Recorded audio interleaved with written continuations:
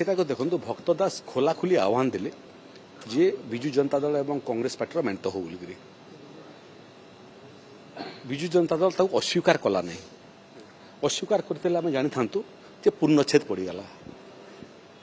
ଅସ୍ୱୀକାର ନ କରିବା ଫଳରେ ସମାଜକୁ ଏହି ବାର୍ତ୍ତା ଗଲା ଯେ ଇଚ୍ଛା ଅଛି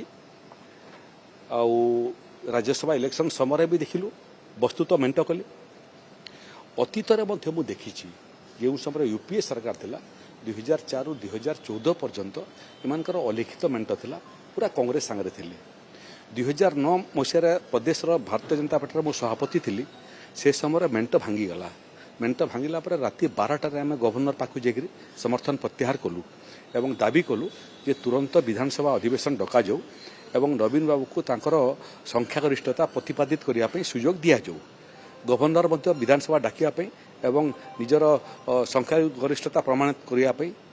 ନିର୍ଦ୍ଦେଶ ଦେଲେ ସେ ସମୟରେ ଯେତେବେଳେ ସଂଖ୍ୟା ଗରିଷ୍ଠତା ହରାଇ ସାରିଥିଲେ ସେମାନେ କିନ୍ତୁ କଂଗ୍ରେସ ସେ ସମୟରେ ଆସିଲା ଆଉ ସମର୍ଥନ କଲା ଆଉ କହିଲା ଯେ ଆମେ ଭୋଟରେ ଅଂଶଗ୍ରହଣ କରିବୁ ନାହିଁ ଏବଂ ବସ୍ତୁତ କଂଗ୍ରେସ ବିଜୁ ଜନତା ଦଳ ସରକାରକୁ ବଞ୍ଚେଇ ଦେଲା ତ ଏମାନଙ୍କର ବହୁତ ଦିନ ହେଲା ଆମ ସାଙ୍ଗେ ଯେତେବେଳେ ମେଣ୍ଟରେ ଥିଲେ ଆମ ସାଙ୍ଗେ ମେଣ୍ଟରେ ଥିଲେ ହାତ ମିଳିଥିଲେ ପଛପଟରୁ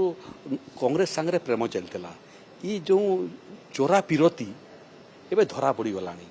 ତ ବାହା ହେଇଯାଅ ମେଣ୍ଟ କରିଦିଅ